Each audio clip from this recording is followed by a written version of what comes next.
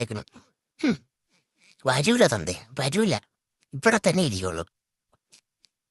ഇതെന്തൊരു പാത്രം? ഓ, പിന്നെ അതൊക്കെ പണ്ട്.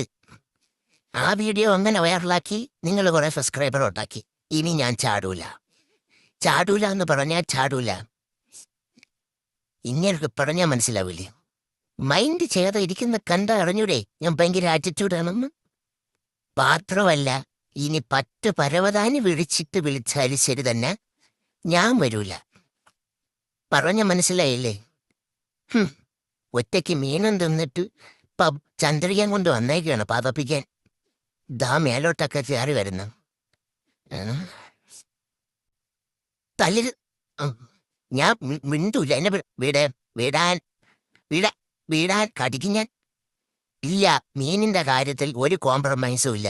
അമ്മ ഓടിവാ.